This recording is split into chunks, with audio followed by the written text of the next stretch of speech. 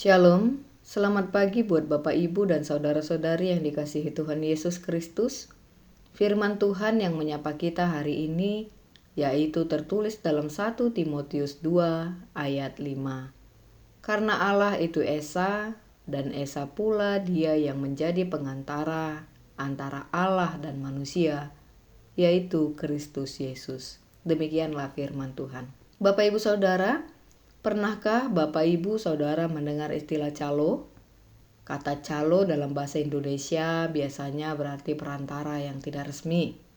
Ini biasanya yang membantu orang mendapatkan sesuatu, seringkali dengan imbalan uang tambahan.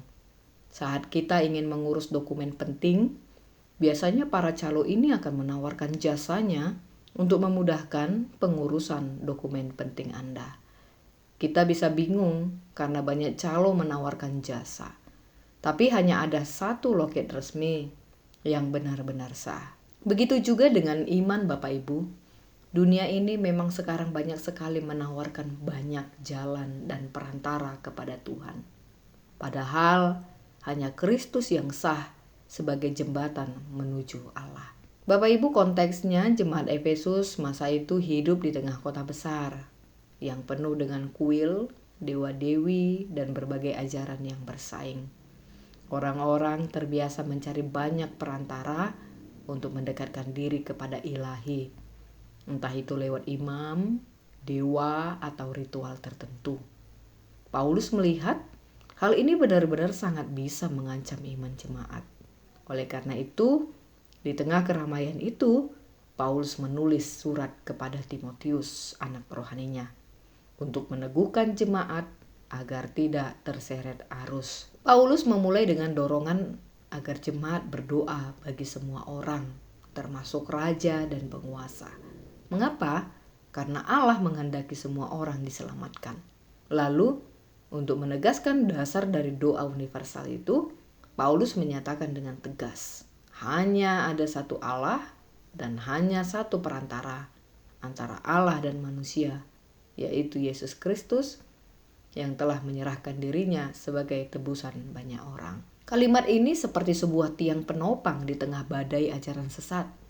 Paulus ingin jemaat mengerti bahwa keselamatan itu tidak datang lewat banyak jalan, melainkan hanya melalui Kristus.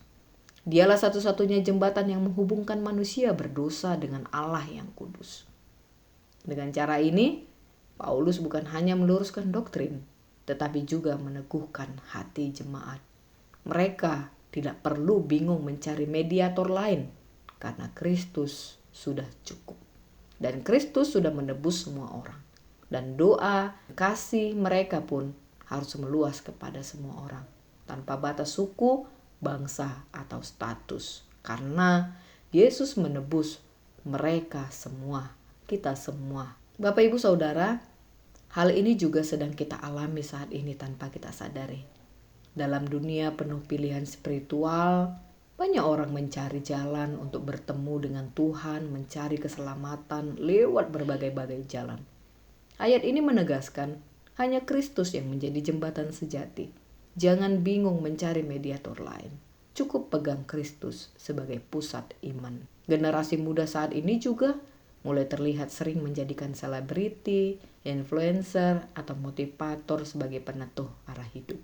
Ini sah-sah saja sebenarnya, tapi tidak untuk menjadi penentu keselamatan kita. Dan Alkitab mengatakan, itu pun hanya motivator yang takut akan Tuhan yang untuk membimbing kita kepada Kristus. Paulus mengingatkan, hanya Yesus yang layak jadi teladan utama. Oleh karena itu, marilah kita jadikan Kristus sebagai influencer utama kita dalam keputusan dan dalam gaya hidup kita.